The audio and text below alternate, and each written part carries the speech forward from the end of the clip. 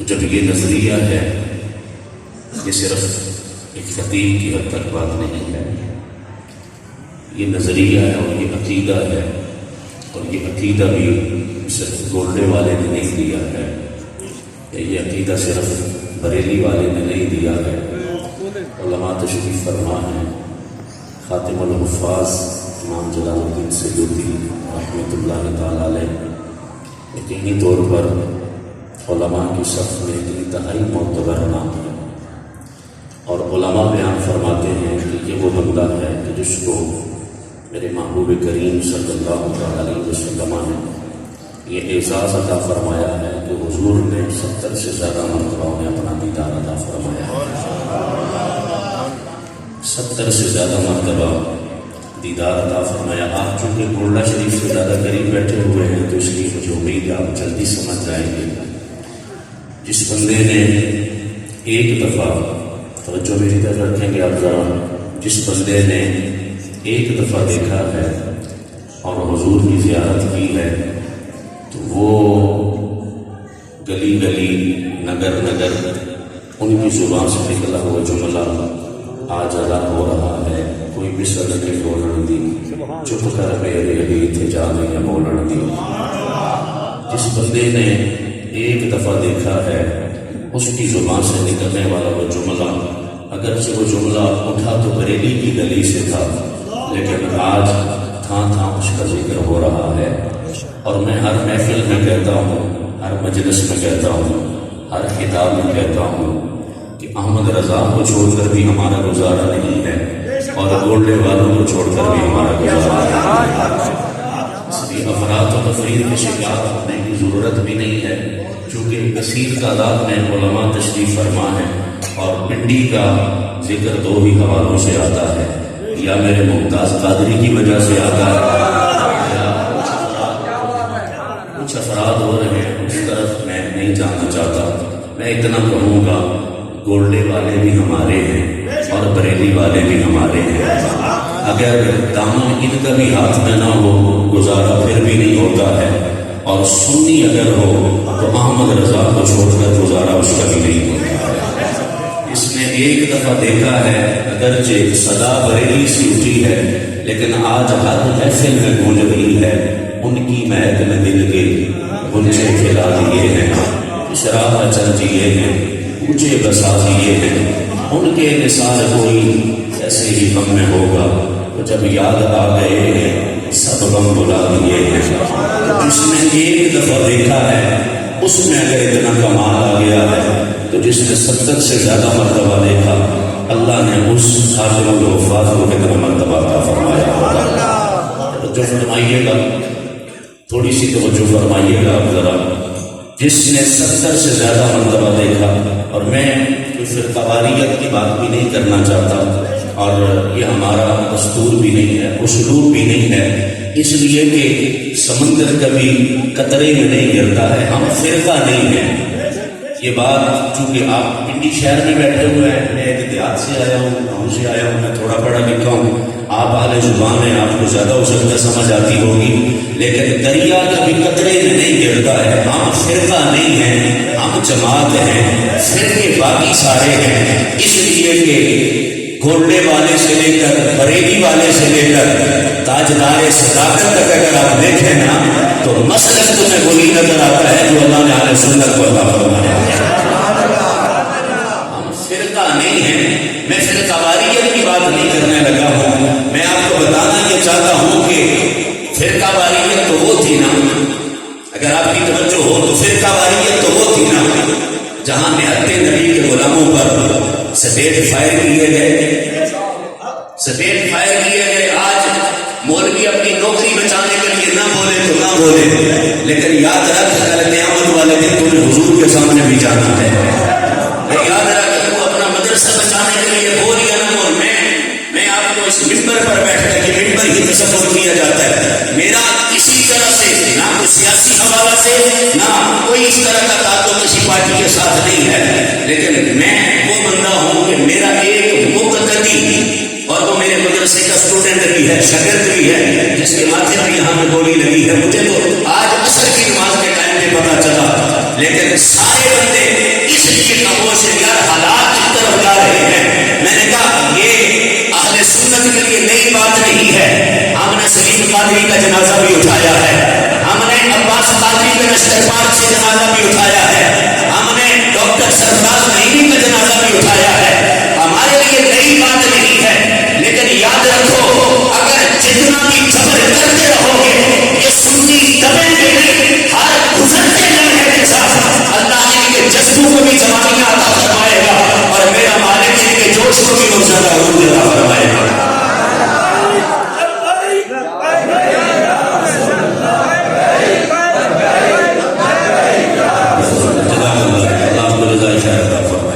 میں چونکہ بہت سارے ہمارے لوگ ایسے جن کو یہ پتہ ہی نہیں ہے, ایک جلوس جا رہا تھا میلاد کا, آپ یہاں بھی جلوس ہے نا, کیا آپ کو سیکورٹی پرووائڈ کی جائے گی یا نہیں کی جائے گی؟ ہمیں پتہ ہے سیکورٹی پرووائڈ کی جائے گی, لیکن جو عالمی استعمار کے ایجنڈے پر چلنے والے ہیں نا, وہ کبھی 1,24,000 کو 1,40,000 پڑھ کر لوگ کہتے ہیں یہ زبان کی پھسلن ہے. میں نے کہا اصل تیرا نالج ہے تو نہیں, کبھی قادیانی کی کتاب پڑھ کر دیکھ, اس میں لکھا ہوا 1,40,000, ورنہ شروع سے لے کر آج تک کسی نے یہ نہیں کہا. اس میں 1,20,000 کیوں نہیں کہا, 1,25,000 کیوں نہیں کہا, 1,70,000 کیوں نہیں کہا؟ میں تمہارے ایمان کی حفاظت کا خواہاں ہوں. اتنا کہنا چاہتا ہوں کسی محبت میں اتنا دور نہ جانا کہ ایمان کا پنچھی اڑ جائے, اس لیے کہ سیاستدان یہی رہ جائیں گے. قبر میں اگر کام آئے گا یا تمہارا ستھرا عقیدہ کام آئے گا یا مدینے والا زہرا کا بابا کام آئے گا. قبالیت کی بات نہیں. علامہ انور شاہ کشمیری انہوں نے بھی لکھا ہے 35 مرتبہ کے لیے, انہوں نے بھی لکھا ہے 35 مرتبہ میرے محبوب کریم نے امام سیوطی کو اپنا دیدار عطا فرمایا ہوا ہے. 35 مرتبہ حضور نے دیدار عطا فرمایا. وہ امام سیوطی کی بات آپ کے سامنے رکھ کر یہاں سے چلا تھا تو کوئی دیکھے یا نہ دیکھے, میں اپنے موضوع کی طرف آؤں گا واپس. امام سیوطی فرماتے آج بھی میرے نبی اپنے مزار پر انوار میں رہ کر 3 کام کرتے ہیں, اور کام ہمیشہ زندے کیا کرتے ہیں, کام ہمیشہ زندے کیا کرتے ہیں. اگر آپ کی توجہ ہو تو گویا امام سیوطی بھی کوئی نعرہ لگاتے ہیں جو بریلی میں میرے امام احمد رضا نے لگایا تھا. 3 کام فرما رہے ہیں. وہ 3 کام کیا ہیں؟ فرمایا پہلا کام یہ حضور کرتے ہیں کہ اپنی امت کے اعمال کا مشاہدہ فرماتے ہیں. آپ سبحان اللہ اونچی آواز سے نہیں کہہ سکتے, مجھے انرجی دینے کے لیے نہیں, اپنے لیے ثواب جمع کرنے کے لیے, اس لیے کہ طاقتور درخت آپ کو ملے گا اگر آپ سبحان اللہ کہیں گے تو. 3 کام حضور فرماتے ہیں. پہلا کام امت کے اعمال کا مشاہدہ کرتے ہیں. زیادہ نوجوانوں کے چہرے میں 2 سال یا 3 سال مجھے یاد نہیں پڑتا, پہلے حضروں تو اس وقت بیسمنٹ میں تقریر کر کے گیا تھا, یہاں پر جو نیچے تہخانہ ہے. اس کے بعد یہ سارا سلسلہ ہوا ہے, اور میں دعا کو ہوں اللہ جو لوگ تیرے گھر کو اتنا سونا بناتے ہیں تو تا قیامت ان کو گھروں کو بھی آباد فرما دے. اس لیے کہ اللہ کا گھر سونا ہوگا تو ہمارے گھر خود سونے ہو جائیں گے. میں اب یہ کر رہا ہوں, میرے محبوب کریم صلی اللہ تعالی علیہ وسلم 3 کام کرتے ہیں, توجہ فرمائیں گے.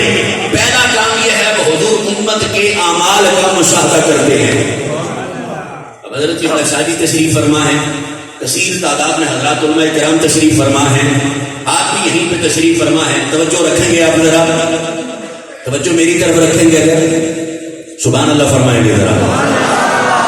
پیر صاحب بیٹھے ہو نا, پیر صاحب بیٹھے ہو, با حیا مرید ہو تو کہتا یار نظر بھی ادھر ادھر نہ اٹھانا, میرے شیخ بیٹھے ہوئے ہیں.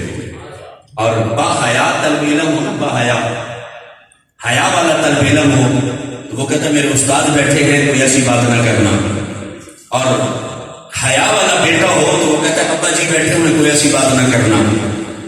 اس بہت عرصے سے موجود اس محفل, اس مسجد کوڑ والی کے نام سے جو مشہور مسجد ہے, اس میں تشریف فرما احباب اہل سنت. اتنا کہنا چاہتا ہوں, پیر کی نظر پتہ نہیں رہے یا نہ رہے, استاد کی نظر رہے یا نہ رہے, باپ کی نظر تجھ پر رہے یا نہ رہے, لیکن اپنے پلے یہ عقیدہ باندھ لے تو جس کیفیت میں بھی ہو آمنہ کا لال تجھے دیکھ رہا ہوتا ہے، آمنہ کا لال تجھے دیکھ رہا ہوتا ہے۔ تو صرف یہ نعرے کی حد تک ہی رہے، صرف یہ بات کی حد تک ہی رہے۔ اگر یہ بات کی حد تک ہے تو پھر تو گزارا ہو رہا ہے، لیکن اگر اس کو اپنا عقیدہ میں اور آپ بنا لیں گے تو پھر ہمیں مبلغ کی ضرورت نہیں رہے گی۔ ہماری اگر چلوت جو ہے وہ ستھری ہے تو اللہ اس کے صدقے میں ہمیں خلوت بھی ستھری عطا فرما دے گا۔ پھر ایسا نہیں ہے کہ بظاہر تو ہمیں کچھ اور نظر آئے گا اور اندر میں ہمارے کچھ اور ہوگا۔ یہ عقیدہ اپنے پلے باندھ لیجئے کہ میرے محبوب کریم صلی اللہ علیہ وسلم آج بھی ہمارے اعمال کا مشاہدہ فرما رہے ہیں۔ اور امام سیوطی کہتے ہیں دوسری بات حضور یہ فرما رہے ہیں، دوسرا عمل حضور یہ کر رہے ہیں کہ آج بھی جب امت کے اعمال میں کوتاہی دیکھتے ہیں نا تو میرے حضور اس امت کے لیے بخشش کی دعا فرما رہے ہیں۔ میرا بریلی کا شاہ کہتا ہے جو نہ بھولے ہم غریبوں کو رضا، جو نہ بھولے ہم غریبوں کو رضا، یاد ان کی اپنی عادت کیجیے، یاد ان کی اپنی عادت کیجیے۔ صرف یہ نہیں ہے کہ ربیع الاول کا مہینہ آئے تو اس محبوب کو یاد کرو، محبت کا تقاضا یہ ہے جو نہ بھولے ہم غریبوں کو رضا۔ کسی لمحے حضور اس امت کو نہیں بھولے۔ دنیا میں جلوہ گری ہے تو میرا امام کہتا ہے پہلے سجدے پہ روزے ازل سے درود، یادگاری یہ امت پہ لاکھوں سلام۔ سبحان اللہ فرمائیں ذرا، یادگاری یہ امت پہ لاکھوں سلام، پہلے سجدے پہ روزے ازل سے درود۔ بسا اوقات لوگ کہتے ہیں بھائی روایات کا اعتبار نہیں ہوتا۔ میں نے کہا میں کم پڑھا لکھا ہوا کہ میرے پاس علم نہیں ہے، لیکن میرے استادوں نے یہ بتایا ہے بیٹا یاد رکھنا جو بریلی کی گلی سے بھی گزر جائے نا اگر سوف بھی ہو تو اللہ اسے بھی سزا عطا فرما دیا کرتا ہے، اگر سوف بھی ہو تو اللہ اسے سزا عطا فرما دیتا ہے۔ اے امام احمد رضا آپ جو فرما رہے ہیں پہلے سجدے پہ روزے ازل سے درود، یہ سجدہ کون سا ہے؟ کہا تم نے سنا نہیں ہے، میرے نبی دنیا میں جلوہ گر ہوئے ہیں تو آ کر حضور نے اپنا سر سجدے میں رکھا ہے۔ میرے خیال سے اگر آپ کی توجہ ہو تو جن کو میں سنانا چاہتا ہوں وہ سنیں گے بھی اور اس کو سمجھ بھی لیں گے۔ یہ جو فلسفہ کچھ آج ہمارے ہاں بھی پلپنا شروع ہو گیا ہے نا، 40 سال تک تو خبر نہیں تھی، 40 سال کے بعد ہی ہم مانیں گے۔ میں نے کہا یہ بولی کہیں اور بولنا، اس لیے کہ سجدے کا تعلق صرف ماتھا رکھنے سے نہیں ہوتا ہے، سجدہ اس کو کہتے ہیں جب معرفت بھی ہو، علم بھی ہو اور پھر ماتھا زمین پہ رکھا جائے۔ میرے نبی نے آ کر سجدہ کر کے بتا دیا ہے میں 40 سال کے بعد نبی نہیں بنوں گا، دنیا میں آیا ہوں تو اللہ نے اس سے پہلے منصب ختم نبوت مجھے عطا فرما دیا ہے۔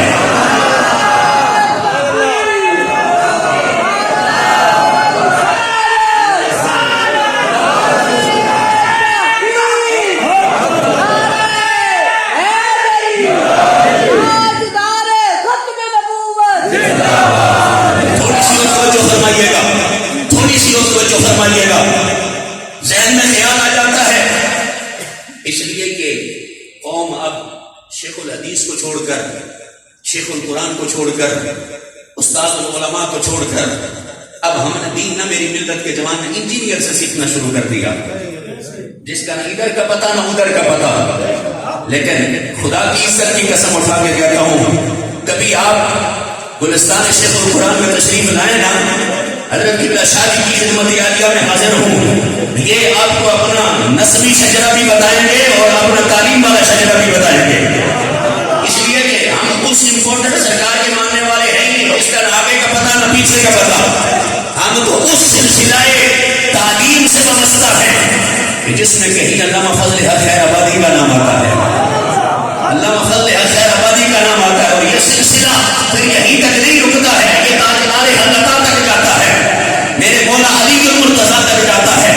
میں عرض یہ کرنا چاہتا ہوں کہ جب دین انجینئر سے سیکھو گے عقیدہ بھی خراب ہوگا اور عمل بھی خراب ہوگا، اور جب عقیدہ علماء سے سیکھو گے تو پھر علامہ محمود آلوسی بغدادی کی بارگاہ میں چلے جاتے ہیں، علامہ محمود آلوسی بغدادی کی صاحب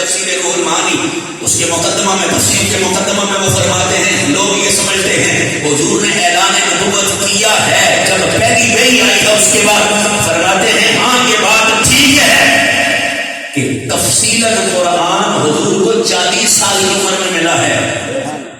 غور فرمائیں گے، تفصیل قرآن 40 سال کی عمر میں ملا ہے، لیکن جو اجمالاً قرآن تھا اللہ نے ولادت کے وقت ہی اپنے محبوب کو عطا فرما دیا تھا. ولادت کے وقت ہی اللہ نے اپنے محبوب کو عطا فرما دیا تھا. اس سے اب مسئلہ حل ہو جاتا ہے کہ جب ولادت کے وقت ہی اجمالاً قرآن ملا تھا تو قرآن ہے علم اور معرفت کا سمندر، تو جب معرفت مل گئی تھی پھر حضور نے سجدہ کیا ہے، اور سجدہ کر کے صرف خالی ماتھا نہیں رکھا ہے، سجدہ کر کے اس گناہگار امت کے لیے بخشش کی دعا مانگی ہوئی ہے. امت کس کی ہوتی ہے؟ امت کس کی ہوتی ہے؟ امت کس کی ہوتی ہے؟ جو 40 سال تک تھا ہی نہیں تو پھر وہ بچپن میں ہی ابھی ولادت ہوئی ہے تو کیا کہہ رہے ہیں رب حبلی امتی، اور میرا بریلی کا شاہ کہتا ہے یادگاری امت پہ لاکھوں سلام. تو حضور نے آ کر سجدہ کر کے بتا دیا وہ اور ہوتے ہیں کہ جن کو 40 سال کے بعد جا کر کچھ ملتا ہے. میں دنیا میں آیا ہوں صرف یہ نہیں کہ اللہ نے ختم نبوت کا تاج عطا فرمایا ہے، رب نے مجھے صاحب امت بھی بنا کے بھیجا ہوا ہے.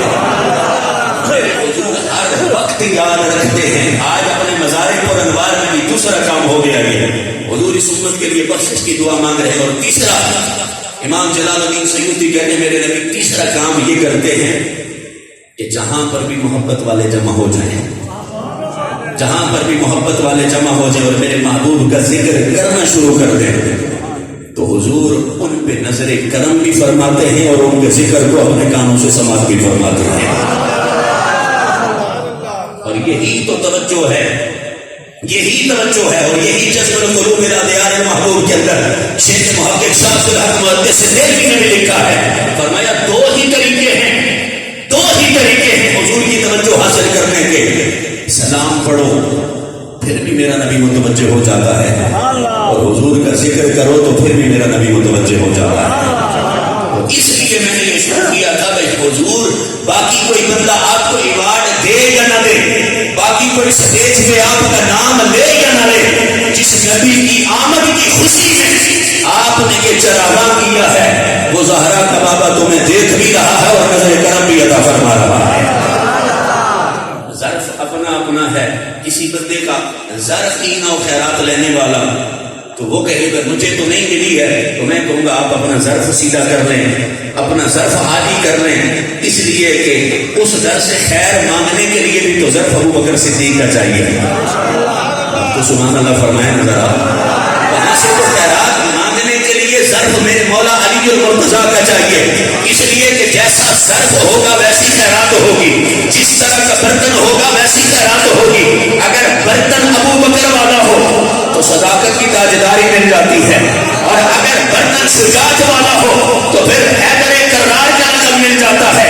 جیسا برتن ہوگا وہاں پر کمی نہیں ہے، آنے والا جو مانگنے کے لیے آتا ہے میرے محبوب اسے وہی کچھ عطا فرما دیا کرتے ہیں. مولا علی المرتضیٰ سبحان اللہ، مولا علی المرتضیٰ فرماتے ہیں کہ حضور کی محفل میں بیٹھا ہوا تھا، ایک بندہ آیا، میرے محبوب کریم صلی اللہ تعالی علیہ وسلم نے اس کی طرف دیکھا، سبحان اللہ، حضور نے اس کی طرف دیکھا تو میرے نبی نے اشارہ فرمایا آگے آ جائے. پتہ نہیں ابا میں آپ سے کیا کہوں، نبی اشارہ نہ کرے، کسی غیر کی زبان سے پیغام بھیج دے، بس ادھر آ جاؤ تو درخت چلنا شروع ہو جاتے ہیں.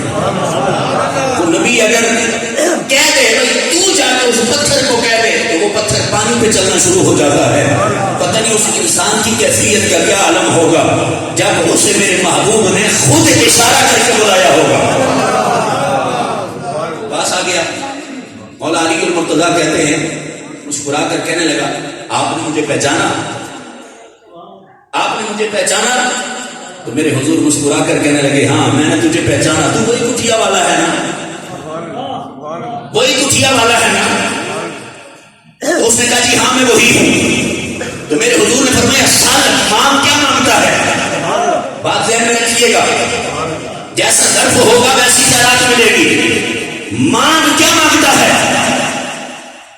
حضرت علی المرتضیٰ کہتے ہیں جب حضور نے فرمایا سال مانگ، تو کہتے ہم خوش ہونے لگے، ایک اور جنتی ہو گیا۔ پتہ نہیں آپ اس کو آپ کیا سمجھیں گے، ہم خوش ہونے لگے ایک اور جنتی ہو گیا۔ علی پاک سے سوال کریں بھائی آپ کیوں سمجھتے تھے کہ یہ جنتی ہو گیا؟ تو فرماتے اس لیے کہ حضور سے جب بھی کوئی مانگتا تھا وہ جنت ہی مانگا کرتا تھا، جنت ہی مانگا کرتا تھا۔ یہاں پر بھی میرا بریلی کا شاہ تڑوا ہے، اور فرمایا میرے نبی کے غلاموں غور تو کرو کہ جس نبی کے گھر کی ادنا خیرات اگر جنت ہے تو اس نبی کی سخاوت کا عالم کیا ہوگا؟ مولا علی المرتضیٰ کہتے ہیں ہم بس خوش ہو رہے جب ایک اور جنتی ہو گیا۔ حضور نے فرمایا سال مانگ، کیا مانگتا ہے؟ اس نے کہا جی ایک اونٹ دیتے ہیں۔ حضور مسکرائے، میرے نبی نے فرمایا دیا، سل اور مانگ۔ پہلے سوال میں اس نے کہا جی مجھے اونٹ دے دیں، حضور نے فرمایا دیا، کچھ اور مانگ۔ اس نے دوسری دفعہ کہا ایسا کرے اونٹ کا کجاوا بھی دے دیں، حضور نے فرمایا وہ بھی دیا، کچھ اور مانگ۔ آج وہ ماہر باتا اور بھی کچھ مانگ۔ میرا نبی چاہ رہا ہے کسی نہ کسی طرح سے یہ آ جائے، اس کی زبان سے جنت کا نام نکلے اور میں محمد اسے جنت کی اپنی نعمت عطا فرما دوں۔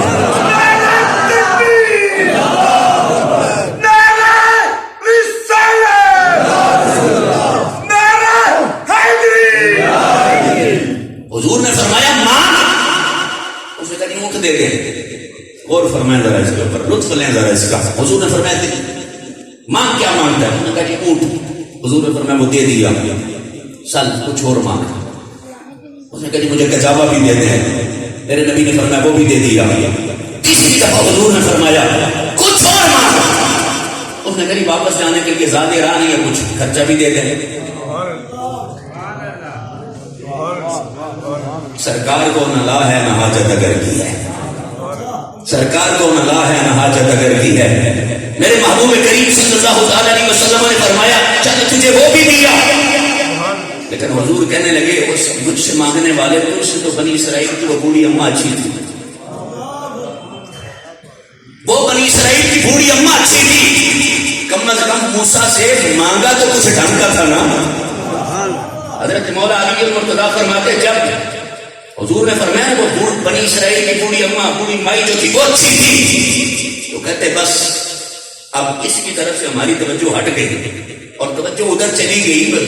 کون خوش نصیب ہے، کون خوش نصیب مائی ہے بوڑھی اماں کہ جس کا ذکر میرے محمد کی زبان پہ آیا ہے صلی اللہ علیہ وسلم۔ کون تھی وہ؟ کہتے وہ تو پتہ نہیں اونٹ لے کر گیا کدھر گیا ہم نے دیکھا ہی نہیں۔ کہتے میں تھوڑا قریب ہو کر بیٹھ گیا اور میں نے کہا لجپالا وہ کون تھی بنی اسرائیل کی بوڑھی مائی جس کا ذکر آپ کر رہے ہیں؟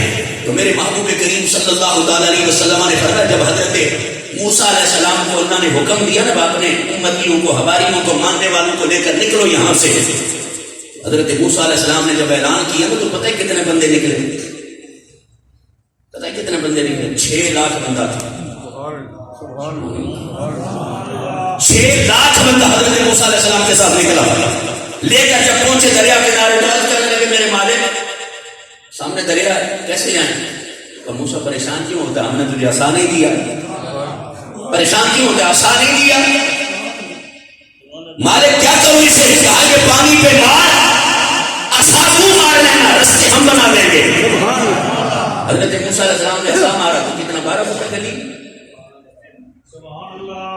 12 فٹ کی گلی نہیں، اتنا رستہ بنا جس سے 50,000 بندہ گزر جاتا تھا۔ 12 رستے بنے تھے نا تو 6 لاکھ بندہ تھا، اور یہ دریا تھا دریائے کلثم۔ سبحان اللہ فرما سکتے ہیں دریائے کلثم۔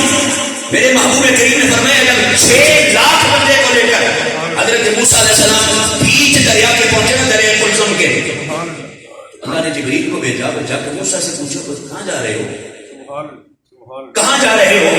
جبریل امین آ گئے، کہا رب کا حکم ہے، کہاں جا رہے ہو؟ تو کہا بھائی ان کو فرعونیوں سے نجات دلوانے کے لیے میں یہاں سے کوچ کر کے دوسری طرف جا رہا ہوں۔ کہا رب فرماتے ایسے نہیں جا سکتے، ایسے نہیں جا سکتے۔ اللہ جی پھر کیا کرنا ہے؟ کہا پیچھے مڑو، حضرت یوسف علیہ السلام کا تابوت رکھا ہوا ہے۔ پتہ نہیں آپ نے سبحان اللہ کہنی ہے یا نہیں ہے؟ حضرت یوسف علیہ السلام کا تابوت ہے، وہ ساتھ لے کر جانا۔ حضرت موسیٰ علیہ السلام نے فرمایا جبریل وہ تابوت ہے کہاں؟ تو کہا وہ رب نے نہیں بتایا، وہ آپ نے خود تلاش کرنا ہے، وہ آپ نے خود تلاش کرنا ہے۔ حضرت موسیٰ علیہ السلام نے اپنے ہماری سے کہا، اپنے امتی سے کہا چلو واپس باہر نکل آئے۔ پوچھنے لگے کسی کو پتہ ہے حضرت یوسف کا تابوت کہاں ہے؟ پتہ ہے تم میں سے کسی کو حضرت یوسف کا تابوت کہاں ہے؟ انہیں کہا ہمیں تو نہیں پتا۔ جو زیادہ عمر والے تھے ان سے پوچھو تمہیں پتا ہے، تمہیں پتا؟ تو انہوں نے کہا ہمیں تو نہیں پتا، وہ ٹپے کے اوپر ایک مائی رہتی ہے اسے پتا ہے، وہ ٹپے کے اوپر ایک مائی رہتی ہے اسے پتا ہے۔ موسیٰ علیہ السلام نے فرمایا چلو پھر سارے اس کے پاس چلتے ہیں۔ سبحان اللہ، کتنی خوش نصیب ہے وہ جس کے پاس اللہ کا کلیم چل کے آ رہا ہے۔ پہنچے نا، جب اس کے گھر پہ پہنچے دروازے پہ دستک دی، مائی نے دروازہ کھولا، کہا کون ہو؟ کہا تجھ سے حضرت موسیٰ علیہ السلام ملنے کے لیے۔ آپ نے کہا میں بسم اللہ کروں، آ جائیں جی۔ حضرت موسیٰ علیہ السلام کے کہا حضور ارشاد فرمائے مجھے بلا لیتے، کیسے تشریف لائے؟ کہا مائی تجھے پتہ ہے حضرت یوسف کا تابوت کہاں ہے؟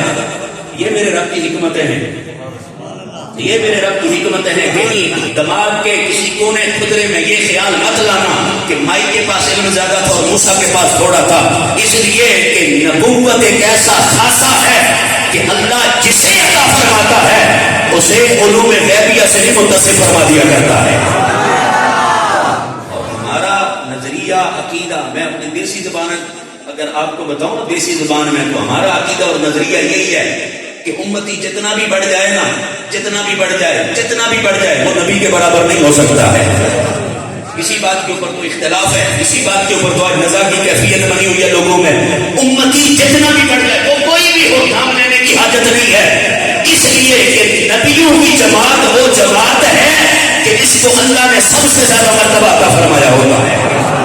یہ میرے رب کی حکمت تھی، وہ آ گئی، مائی آ گئی، اور مائی نے کہا جی بتائیں کیسے تشریف لائے؟ کہا آپ کو پتہ ہے حضرت یوسف علیہ السلام کا تابوت کہاں ہے؟ مائی نے مسکرا کے کہا جی مجھے پتہ ہے۔ تو فرمانے لگے مائی یہ 6 لاکھ بندہ ہے، اس کو لے کر جا رہے ہیں، فرعونیوں کو خبر ہو گئی تو وہ آئیں گے اور انہیں قتل کر دیں گے، جلدی کر کے بتا دیں۔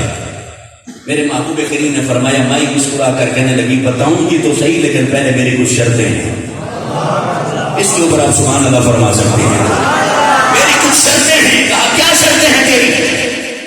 پہلی شرط تو یہ ہے کہ مجھے میری جوانی واپس کر دیں۔ حوالے کا ذمہ دار میں ہوں، پوری ذمہ داری سے کہہ رہا ہوں، میں گاؤں سے ضرور آیا ہوں لیکن شہر میں بیٹھ کر بھی آپ سے کہہ رہا ہوں حوالے کا ذمہ دار میں ہوں، اس لیے کہ میں آپ کو فیس بک کی روایت نہیں سنا رہا ہوں اور سنائی بھی نہیں سنا رہا ہوں، پڑھ کر سنا رہا ہوں۔ میرے محبوب کریم صلی اللہ علیہ وسلم نے فرمایا، مائی نے کہا پہلی میری شرط یہ ہے کہ مجھے جوانی لوٹا دیں۔ آپ تو شہر میں رہتے ہیں نا جہاں حکیم زیادہ ہوتے ہیں، پتہ ہے حکیم کے پاس بندہ چلے گا 70 سال والا، وہ کہے گا مجھے واپس دو، کہے گا جتنے کشتے کھا لے تو جوان نہیں ہو سکتا واپس، اس لیے کہ یہی جوانی مڑ نہیں آنی پاوے، لکھ خوراکاں کھائیے۔ انہوں نے کہا یہ کیسے ممکن ہے؟ بڑے دھیمے سے لہجے میں کہوں گا مائی پتہ ہے کتنے عرصے کے لیے؟ تو 60-70 سال کی، 80 سال کی، 100 سال کی نہیں۔ صاحب تفسیر روح البیان علامہ اسماعیل حقی نے لکھا ہے کہ مائی کی عمر اس وقت 500 سال تھی، اس لیے کہ 70 سال والی کو تو ہو سکتا ہے آج کو کوئی ڈاکٹر یا طبیب کو بہت اعلیٰ کوالٹی کو وہ کوئی انجیکشن لگا کے ریورس کر دے، لیکن اللہ کا نبی وہ کرتا ہے جو ممکنات میں ہی نہیں ہوتا ہے، اور جب نبی کی ذات سے اس چیز کا صدور ہوتا ہے تو پھر شریعت کی زبان میں اسے معجزہ نبی کہا جاتا ہے۔ مائی نے کہا جی پہلی شرط یہ ہے کہ مجھے جوان کر دیں، اور دوسری شرط یہ ہے جنت میں جو آپ کا محل ہے اس کے سامنے والا محل مجھے دے دیں۔ کہڑی اعلیٰ شہ مندی مائی، اسی لیے تو میرے نبی نے فرمایا نا کتنا اعلیٰ سوال کیا تھا حضرت موسیٰ علیہ السلام نے فرمایا، حضرت موسیٰ علیہ السلام نے فرمایا مائی کوئی اور چیز مانگ لے، یہ تو اتنی بڑی شرطیں رکھ رہی ہے، میں نے ابھی جلدی جانا ہے، کوئی اور چیز مانگ لے۔ انہوں نے کہا اللہ کے نبی اگر آپ نے یہ چیزیں مجھے دینی ہیں تو میں نہیں رکتی ہوں، تو نہیں تو میں اندر چلی جاتی ہوں، آپ خود تلاش کر لیں۔ حضرت موسیٰ علیہ السلام تھوڑے سے پریشان ہوئے نا، تو جبریل امین آ گئے، جبریل امین آ گئے، آ کر حضرت موسیٰ علیہ السلام سے عرض کرنے لگے رب فرما رہا ہے ہمارے قریب پریشان کیوں ہو؟ اللہ جی یہ کہہ رہے ہیں میری جوانی واپس کر دے اور جنت میں محل مجھے دے دے، اب میں کیا کروں؟ ایک طرف 6 لاکھ امتی ہے اور دوسری طرف اس کی ضد ہے، معتبر تفسیر کے اندر موجود ہے۔ حضرت موسیٰ علیہ السلام کی بارگاہ میں جبریل امین نے عرض کی رب فرما رہا ہے آپ ہاتھ اٹھائیں، آپ ہاتھ اٹھائیں، دعا مانگیں، اس لیے کہ دعا جب آپ مانگیں گے آپ کے ہاتھ اٹھیں گے، مائی کو جوانی بھی مل جائے گی اور جنت میں آپ کا محل پڑوس میں محل بھی مل جائے گا۔ جنت میں آپ کے پڑوس میں محل بھی مل جائے گا، جب اور صرف وعدہ ہی نہیں تھا، وعدہ ہی نہیں تھا، حضرت موسیٰ نے ہاتھ اٹھائے ہیں تو اللہ نے جوانی عطا فرما دی۔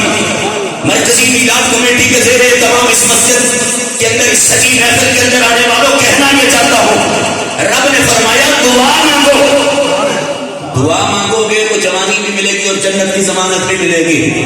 اور ادھر رات کا پچھلا پیر ہے،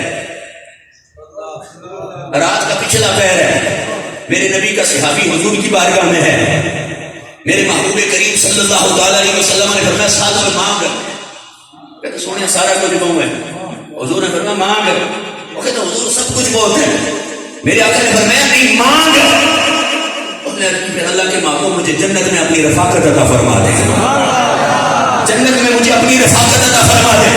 جب اس نے کہا نا جنت میں اپنی رفاقت عطا فرما دے، پورے ذخیرہ حدیث کے اندر کہیں یہ بات آپ کو نہیں ملے گی کہ میرے حضور نے فرمایا ہو خیر میں دعا مانگتا ہوں، دعا نہیں مانگی ہے، حضور نے فرمایا ٹھیک ہے تو جنت میں محمد کا پڑوس چاہتا ہے تو میں نے تجھے اپنا پڑوس عطا فرما دیا ہے۔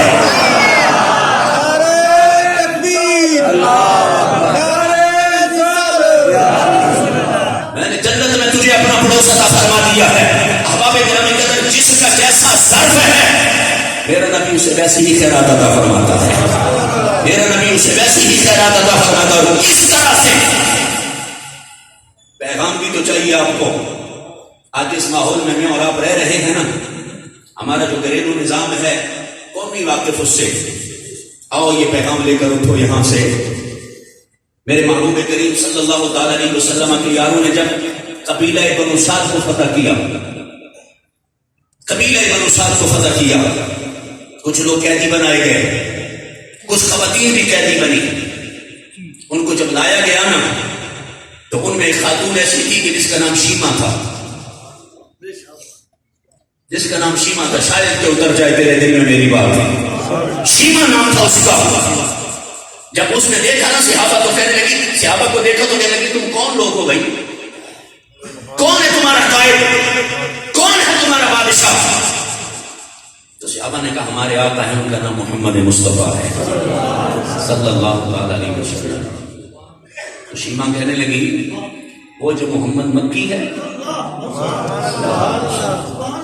وہ جو محمد مکی ہے۔ صحابہ نے کہا ہاں وہ پہلے مکے میں ہوتے تھے، آج کل مدینے میں چل کر ہیں، تو کیسے جانتی ہے؟ تو آگے سے کہنے لگی جا کر ان سے کہنا تمہاری بہن آئی ہے، جا کر ان سے کہنا تمہاری بہن آئی ہے۔ صحابہ نے کہا ہم جانتے ہیں حضور کا تو بہن بھائی ہے ہی کوئی نہیں حقیقی، تو کیسے؟ کہا تم جاؤ تو صحیح۔ ذکر میلاد مصطفیٰ سننے والوں، صحابہ جب پلٹ کر میرے حضور کی بارگاہ میں آئے نا اور آ کر عرض کرنے کے یا رسول اللہ قیدی آئے ہیں، انہوں نے ایک خاتون ہے، ایک عورت ہے، وہ یہ کہتی ہے کہ وہ آپ کی بہن ہے اور اپنا نام شیما بتاتی ہے۔ میرے نبی جس جگہ پہ بیٹھے ہوئے تھے حضور اپنی جگہ پہ اٹھ کے کھڑے ہو گئے، اٹھ کے میرے نبی کھڑے ہوئے، فرمانے لگے شیما کو بھی قیدی بنایا ہے؟ یا رسول اللہ ہمیں نہیں پتا تھا، جلدی سے بلا کر لاؤ۔ بڑی ذمہ داری سے کہنے لگا ابھی تک انہیں کلمہ نہیں پڑھا تھا، بڑی ذمہ داری سے کہنا ابھی تک کلمہ نہیں پڑھا تھا۔ جب لایا گیا نا تو میرے محبوب کریم نے اپنی چادر بچھا دی۔ ذکر میلاد سن کر خوش ہونے والے کاش میری اور تیری بہن بھی جب ہمارے گھر میں آئے نا تو یہ اعزاز اسے دیا جائے. آج میلاد کا جلسہ ہے نا، یہ اس میں یہ پیغام لے کر اٹھو. آج سب سے بڑی زیادتی جو ہوتی ہے، سب سے بڑی زیادتی جو شریعت مصطفیٰ نے مقرر کیا ہے، وہ بہن کو حق دو نہیں دیتے. جس معاشرے میں اور آپ رہ رہے نہیں دیتے ہیں، نہیں دیتے ہیں. کہتے ہیں بھائی نہیں، بہن نے معاف کر دیا تھا، اس نے لکھ کر دے دیا ہے. میں نے کہا کبھی تو بھی لکھ کر دے دینا، تو بھی کہہ دے گا بہنا میں نے اپنا حق تجھے معاف کر دیا، اپنا حصہ میں تجھے دے رہا ہوں. میرے مصطفیٰ کریم کی حقیقی بہن نہیں ہے، لیکن حضور نے ہمیں بتایا ہے بھائی اگر جس عورت کو میں نے دودھ پیا ہے اس کی بیٹی ہو تو میں اس کا اتنا احترام کرتا ہوں اور اتنا اس کے ساتھ حسن سلوک سے پیش آتا ہوں، تو پھر میرا کلمہ پڑھنے والوں تمہاری نجات میرے اس محدود میں ہی ہے. میرے محبوب کریم صلی اللہ علیہ وسلم نے اپنے پاس بٹھایا. حضور نے پوچھا شیما بہن کیا حال ہے، باقی گھر میں سب ٹھیک ہے؟ جیسے خیریت پوچھی جاتی ہے. میں نے کہا جی سب ٹھیک ہے. میرے حضور کے چہرے کی طرف نہ دیکھتی ہے اور آنسو گر رہے ہیں. تو حضور نے فرمایا کیوں رو رہی ہے؟ کہتے ہیں مجھے وہ بچپن یاد آ گیا، وہ بچپن کے لمحات مجھے یاد آ گئے جب میں آپ کو اٹھا کے لوریاں دیا کرتی تھی، اور ساتھ میں دعا مانگتی تھی اللہ میرے بھائی محمد کو ایسی جوانی دینا کہ ہر کوئی دیکھنے والا جب اسے دیکھے تو اسے قدرت کا شاہکار سمجھا کرے. جب بچپن کی بات سنائی نا تو میرے محبوب کی بھی آنکھیں بھر آئی. حضور نے فرمایا کوئی بچپن کا اور کوئی واقعہ سناؤ، بچپن کا کوئی اور واقعہ سناؤ. تو جناب شیما کہنے لگی آپ کو یاد ہے ایک دفعہ میں نے آپ کو اٹھایا تھا تو آپ نے اپنے دندان مبارک یہاں میرے بازو پہ لگائے تھے، دندان مبارک یہاں لگائے تھے. تو میرے حضور نے نا حیرت سے پوچھا شیما اس کا نشان آج بھی ہے؟ آج بھی نشان ہے اس کا؟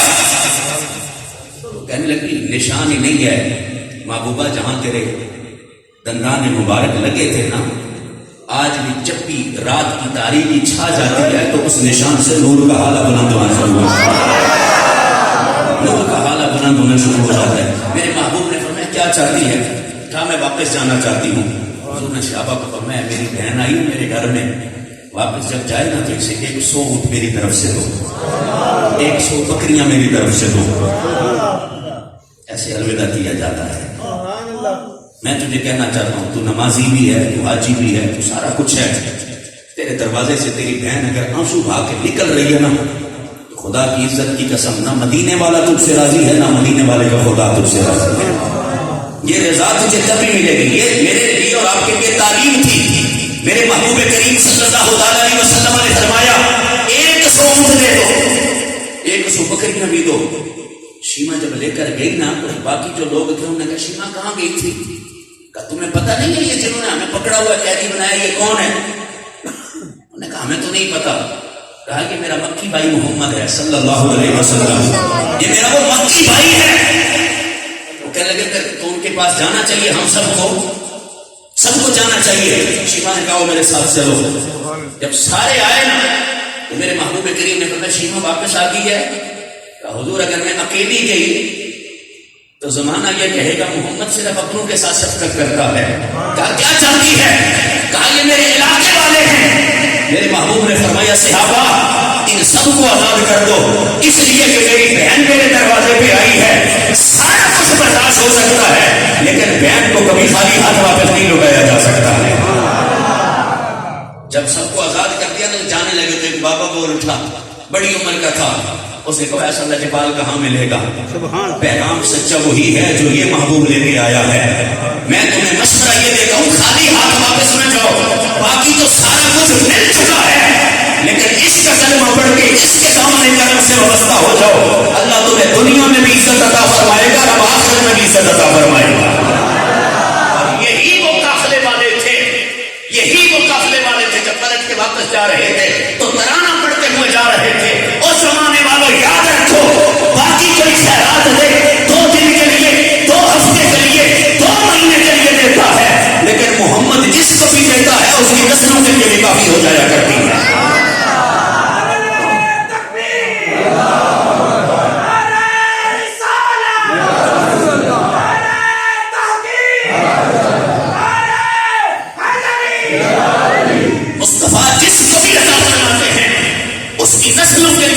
جاتی ہے. اگر میرے محبوب کریم صلی اللہ علیہ وسلم کی صحابت کا عالم اس وقت یہ تھا تو آج اس محبوب کی صحابت کا عالم کیا ہوگا. اس لیے یہ تو رب کا قرآن کہتا ہے محبوبہ تیری ہر آنے والی گھڑی جو ہے وہ پچھلی گھڑی سے افضل ہوگی. اب اس کے اوپر سبحان اللہ فرمائیے. ہر آنے والی گھڑی پچھلی گھڑی سے افضل ہوگی. محبوبہ اس وقت حسن تھا نا تو تیرے حسن کو بھی عروج ملے گا. علم تھا تو علم کو بھی عروج ملے گا. تیرا ذکر تھا تو ذکر کو بھی عروج ملے گا. اور تیری سخاوت تھی تو سخاوت کو بھی عروج ملے گا. تیری امت تھی تو امت کو بھی عروج ملے گا. اسی لیے میرے محبوب کریم صلی اللہ علیہ وسلم نے جب حج فرمایا نا تو 1,24,000 کم و بیش حضور کے صحابہ تھے. اور مسند امام احمد کے اندر امام احمد بن حنبل جو امام بخاری کے استادوں کے بھی استاد ہیں, اس کے اوپر بھی سبحان اللہ فرما سکتے ہیں. استادوں کے بھی استاد ہیں. وہ فرماتے میرے حضور نے اپنے حج کو مؤخر اسی لیے کیے رکھا کہ حضور نے تنہا تو حج نہیں پڑھنا تھا, 1,24,000 کم و بیش نبیوں نے بھی آنا تھا. تو میرے حضور اس لیے توقف فرما رہے تھے کہ 1,24,000 کم و بیش اگر نبی آ رہے ہیں تو 1,24,000 کم و بیش میں اپنے غلاموں کو بھی لے کر جاؤں. غلاموں کو بھی لے کر جاؤں. یہ بات پلے باندھ کے جائیے گا. جتنی بھی اہل اسلام کی کتابیں ہیں ان میں آپ کو کہیں پر 1,40,000 کا نہیں ملے گا ذکر, کہیں پر بھی نہیں ملے گا. کہیں اگر آپ کو مل جائے مجھے بتا دیجیے گا. میری نظر سے نہیں گزرا, میرے مطالعہ سے جتنا کچھ میں نے پڑھا ہے میری نظر سے نہیں گزرا. 1,40,000 کسی مسلمان کے بچے نے کہا ہو, کوئی کسی مکتبہ فکر سے ہو, قطع نظر اس سے کسی مکتبہ فکر کا ہو, کسی نے 1,40,000 نہیں کہا. 1,24,000 کم و بیش. کچھ کم ہے یا زیادہ ہے, لیکن یہ 40 والی روایت کہاں پہ آتی ہے؟ آج بھی قادیانیت کا لٹریچر آپ پڑھیں, قادیانیت کا لٹریچر پڑھیں, وہاں آپ کو یہ بات ملے گی. تو پھر یہ زبان کی پھسلن نہیں ہے, یہ زبان کی پھسلن نہیں ہے. میں اللہ کے گھر میں بیٹھ کے کہتا ہوں یہ زبان کی پھسلن نہیں ہے. لیکن یاد رکھنا جب بھی قادیانیت کے گندے مذہب کے پرچار کے لیے کوئی بھی اٹھے گا نا تو اللہ اس کے مقابلے میں کسی محافظ ختم نبوت کو بھی ضرور بھیجے گا. کوئی نہ کوئی ضرور آ جاتا ہے. وہ جس کے حصے میں آئے لازم نہیں ہے کہ اس کا شملہ بہت بڑا ہو, لازم نہیں ہے کہ وہ دنیا کے اندر بڑا پاپولر ہو, دنیا اس سے جانتی ہو, لازم نہیں ہے کہ وہ انگلش فارسر بولتا ہو, بھلے پیر چیئر پہ بیٹھ کے دربا یادر کو ہی پڑھتا ہو نا, لیکن اللہ پھر ذکر محمد کا صدقہ اس کو عروج عطا فرما دیا کرتا ہے. اللہ پھر عروج عطا فرما دیا کرتا ہے. 1,24,000 کم و بیش انبیاء کرام علیہ السلام جو دنیا میں جلوگر ہوئے, ان کی تعداد کے مطابق جب صحابہ کی تعداد پہنچی تو میرے حضور نے حج فرمایا. تو اس وقت اگر امت میں 1,24,000 کم و بیش صحابہ تھے تو آج امت میں کثرت ہوئی ہے یا نہیں ہوئی ہے؟ تو یہ رب کا وعدہ ہے محبوبہ ذکر گزرتا رہے, جیسے دن گزرتے رہیں گے تیرا ذکر بھی بلند ہوتا رہے گا.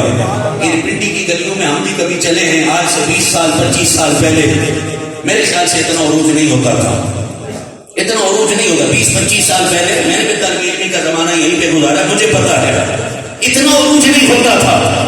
وقت گزر رہا ہے ہر سال, حالانکہ زندگی بڑے کٹھن سوال مجھ سے اور آپ سے کر رہی ہے. اس سوال کا جواب دینا بڑا مشکل ہو رہا. علماء تشریف لا رہے ہیں, آگے تشریف لیں گے, آپ توجہ میری طرف رکھیے گا. زندگی سوال جب کرتی ہے تو اس کا جواب دینا مشکل ہو جاتا ہے. لیکن یاد رکھو حالات کیسے بھی ہوں, کتنی بھی معاشی مشکلات کا ہم شکار ہوں, میلاد کا مہینہ آتا ہے, اس انتظام کا اہتمام خود ہی ہو جاتا ہے. اس انتظام کا اہتمام خود ہی ہو جاتا ہے.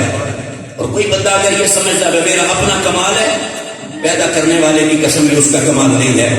یہ جتنی بھی میلاد کمیٹیاں ہیں یا سیرت کمیٹیاں ہیں, میں ان سے کہوں گا اگر آپ یہ سمجھتے ہو کہ یہ ہمارا کمال ہے, نہیں, یہ مدینے والے کی نظر ہے, یہ حضور کی نظر عنایت ہے.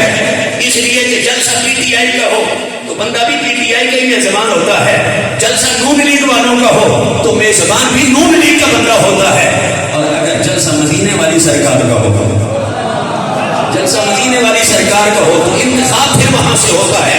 کبھی بھی ذہن کے اندر یہ بات نہ لے کر آنا بھئی یہ ہم نے اتنا کچھ کر لیا ہے، نہیں بھئی یہ ان کی عنایت ہے کہ انہوں نے اپنے پروگرام کے لیے آپ کو منتخب فرمایا ہے۔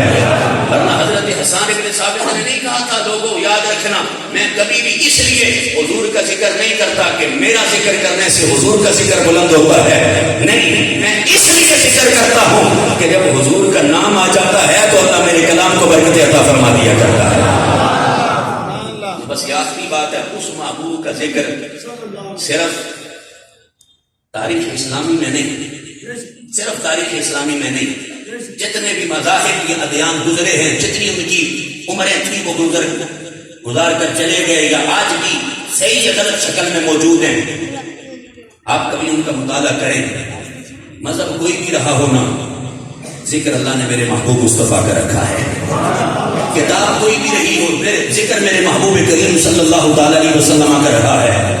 دور حضرت آدم کا ہو پھر بھی حضور کا ذکر رہا ہے، نوح کا دور ہو پھر بھی ذکر میرے محبوب کریم کا رہا ہے، آج تک میرے حضور کا ذکر ہے، اور میں بڑی ذمہ داری سے کہنے لگا ہوں قیامت کا دن ہوگا نا، وہاں پر بھی ذکر میرے مصطفیٰ کریم کا ہوگا۔ ہاں تو مسجد میں آپ 500 700 بیٹھے ہوئے ہیں، 400 بیٹھے ہوئے ہیں، پتہ نہیں رات کتنی ہے، وہاں تو 1,24,000 ہوں گے کم و بیش، 1,24,000 ہوں گے، اور سب کی زبان پہ ایک ہی نعرہ ہوگا، محمد سے سچا بھی کوئی نہیں ہے، محمد سے سونا بھی کوئی نہیں ہے۔ یہ ویسے میں نے اپنے پاس سے نہیں کہہ دیا، میرا انداز کہنے کا اپنا ہے۔ حضرت ابو درداء صحابی رسول حضور کی خدمت عالیہ میں حاضر ہوئے، میرے کریم آقا صلی اللہ تعالی علیہ وسلم نے فرمایا ابو درداء قیامت آئے گی نا تو نبی ایسے آئیں گے، ولی ایسے آئیں گے، شہید ایسے آئیں گے، اللہ کے نیک بندے ایسے حشر کے میدان میں آئیں گے۔ حضرت ابو درداء کہتے ہیں میرے دل میں خیال آیا وہ حضور لوگوں کا بتا رہے ہیں، میں جناب سے کیوں نہ پوچھ لوں گا آپ کیسے تشریف لائیں گے؟ اور ایک پنجابی دے شعر میں پڑھ لوں، وہ سور والا کام میرے پاس نہیں ہے، لیکن کھڑی والے بابے کی بات آپ کو بتاؤں گا میں، اس لیے کہ سور کو ہمارے اویس صاحب یہاں تھے نا، تشریف لے گئے میرے خیال سے، لیکن میں آپ بتا رہا ہوں سچی بات یہی ہے، بنات سن کے میرا دل خوش ہوا ہے، دل خوش ہوا اس لیے کہ اسٹیجوں کے اوپر وہ بندے کھڑے ہو جاتے ہیں، مجھ سے ناراض نہ ہونا، اسٹیجوں کے اوپر وہ بندے کھڑے وہ کلام پڑھتے ہیں، بعد میں ہمیں جو ہے وہ تسلیاں دینی پڑتی ہے لوگوں کو، اسی لیے آپ کہتے ہیں کلام پڑھو یا میرے امام احمد رضا کا پڑھو یا گولڈے والے مہری علی شاہ کا پڑھو، ان کا کلام پڑھیں گے نا، اس لیے کہ باقی شعراء جو ہے نا وہ پتہ نہیں کس کس خیال میں نعتیں لکھتے ہیں، انہوں نے اگر خیال بھی رکھا ہے نا تو وہ میرے مصطفیٰ کریم کے جمال کا خیال رکھا ہے، جمال کا خیال رکھا ہے۔ عارف کھڑی نے کہا جو کسی کا عاشق ہوئے وہ کل اسے نہیں کرتا، کر کر سو سو ہیلے بانے یار نے مگری مردا، کہا جو کسی کا عاشق ہوتا ہے اسی کی بات کرتا ہے۔ حضرت ابو درداء کہتے ہیں آقا بتا رہے کہ آدم ایسے آئیں گے، نوح ایسے آئیں گے، شیش ایسے آئیں گے، ادریس ایسے آئیں گے، ابراہیم ایسے آئیں گے، اسماعیل ایسے آئیں گے، تو میں نے کہا یا رسول اللہ باقی تو سارے آئیں گے، آپ کیسے تشریف لائیں گے؟ اور صرف یہی نہیں، میں نے کہا یا رسول اللہ آپ کی جو اتنی ہے ادبا حضور آپ اس کے اوپر بیٹھ کے تشریف لائیں گے، آپ اس کے اوپر بیٹھ کے تشریف لائیں گے؟ تو میرے مصطفیٰ کریم نے فرمایا نہیں، اس اونٹنی پہ میری بیٹی فاطمہ الزہرا بیٹھ کے آئے گی، میری بیٹی فاطمہ الزہرا بیٹھ کے آئے گی۔ رسول اللہ آپ کیسے آئیں گے؟ تو میرے حضور نے فرمایا اللہ نے میرے لیے ایک براق کو مختص کیا ہے، میں اس میں بیٹھ کے آؤں گا۔ کہتے جب حضور نے بتا دیا نا تو پھر میں نے کہا رسول اللہ پھر آپ کی یاد کیسے آئیں گے؟ میرا اب آپ سے مطالبہ رہے گا کہ سبحان اللہ فرمائیں، ہندی میں تو بالخصوص جب 4 یاروں کی بات آئے تو سبحان اللہ تو اونچی آواز سے بنتی ہے، آپ کے یار کیسے آئیں گے؟ میرے مصطفیٰ کریم نے فرمایا ابو بکر ایسے آئے گا، عمر ایسے آئے گا، عثمان ایسے آئے گا، علی ایسے آئے گا۔ حضرت ابو درداء کہتے ہیں ایسے میرے دل میں خیال آیا ویسے بھی تو داستان وفا مکمل نہیں ہوتی کہ جب تک حضرت بلال کا نام نہ لیا جائے، سارے آئیں گے، حضرت بلال کیسے آئیں گے؟ تو میرے مصطفیٰ کریم نے فرمایا وہ اپنے جب قبر سے اٹھے گا نا تو وہاں سے آئے گا حشر کے میدان میں۔ حضرت ابو درداء کہتے ہیں میں نے پوچھا یا تھوڑا پیدل آئے گا؟ پیدل آئے گا؟ تو میرے کریم نے مسکرا کر فرمایا جس نے مصطفیٰ کی وفاداری میں، جس نے میری محبت میں اتنی تکلیفیں برداشت کی ہوں، وہ اگر حشر کے میدان میں بھی پیدل آئے گا تو پھر وفا کا صلہ کب ملے گا؟ وفا کا صلہ کب ملے گا؟ میں کہنا چاہتا ہوں آج بھی وہ جن کے جسم چھلنی ہوئے پڑے ہیں نا، میں کہتا ہوں گورنمنٹ تمہیں کچھ دے یا نہ دے، وقت کے حکمران یہ تو ہے ہی بےغیرت، یہ تمہیں کچھ دے یا نہ دے، لیکن یاد رکھنا جو بھی میرے محمد کے نام پہ قربان ہوا ہے، میرے نبی نے دنیا میں بھی اسے عزت عطا فرمائی اور آخرت میں بھی عزت عطا فرمائی ہے۔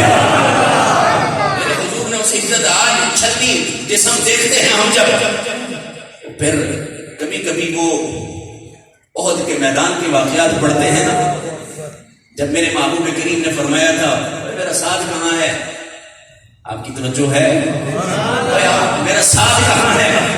حضور نے حضرت علی المرتضیٰ کو فرمایا علی ساتھ کہاں ہے؟ ایسا کوئی پتہ نہیں، اور میں تلاش کرو، میرا ساتھ کہیں پڑا ہوگا، اور جب تمہیں مل جائے نا تو اسے کہنا محمد عربی نے تجھے سلام کہا ہے، اور اتنا پوچھ کے آنا میرے غلام کیسا محسوس کر رہا ہے۔ اور یہ وہی تھا پنڈی والوں، بڑے بڑے خطیب جس کا واقعہ بیان کرتے ہیں نا، جس کو کوئی بیٹی نہیں دیتا تھا اور آ کر کہتا تھا یا رسول اللہ میں پریشان ہوں، تو میرے کریم آقا نے فرمایا تھا کیوں پریشان ہے؟ یا رسول اللہ میری ماں نہیں ہے نا، میرا باپ نہیں ہے، میری ماں ہوتی میرے لیے رشتے کا انتظام کرتی، میرا باپ ہوتا میرے لیے رشتے کا انتظام کرتا، میرا کوئی نہیں ہے۔ میرے کریم نبی نے فرمایا تھا کیا چاہتا ہے؟ کہ یا رسول اللہ آپ جانتے ہیں میں کیا چاہتا ہوں۔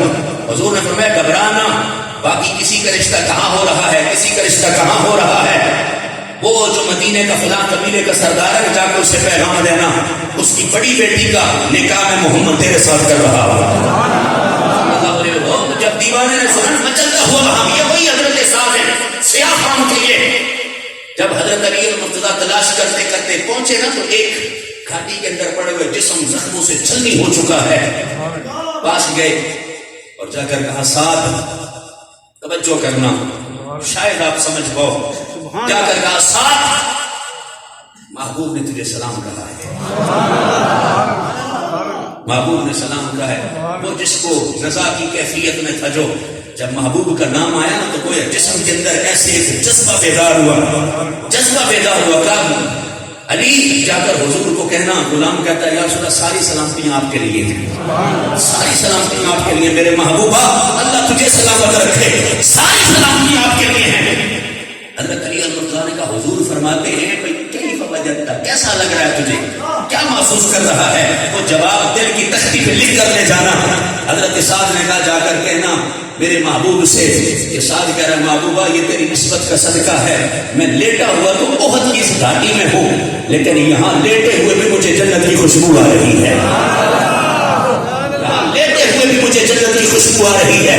وفا کی داستان جب بھی لکھی جاتی ہے یاد رکھنا اس داستان کو لکھنے کے لیے جس نے بھی جان کا نذرانہ دیا ہو یا مال کا نذرانہ دیا ہو، میرا نبی مال کو بھی دیکھ رہا ہوتا ہے، جان کو بھی دیکھ رہا ہوتا ہے۔ اور یاد رکھ آج اگر پارٹی کے لیے کوئی خدمت کر دے، پارٹی اسے میٹر دیتی ہے، میرا نبی کے لیے جو اپنی جان کا نذرانہ دے، نبی اسے موت بھی عزت والی عطا فرماتا ہے، اور کل حشر میں عزت کا تاج بھی اسے عطا فرمایا جائے گا۔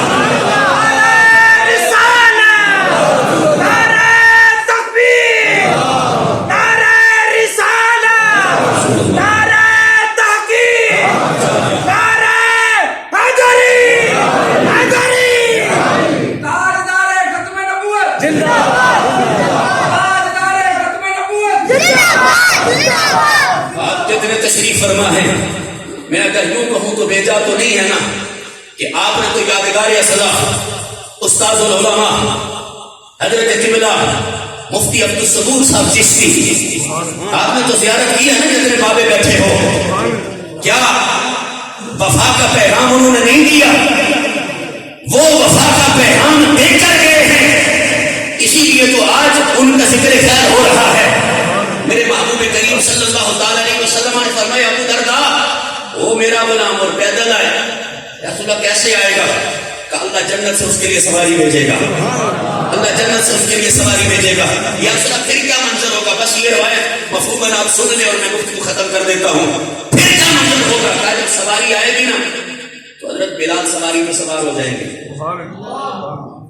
میں نے پھر دوہرا دیتا ہوں، جو بھی سیدھا عاشق ہوئے گل سیدھی کردہ کر کر سو سو ہیلے بانے یار دے مگری مردہ.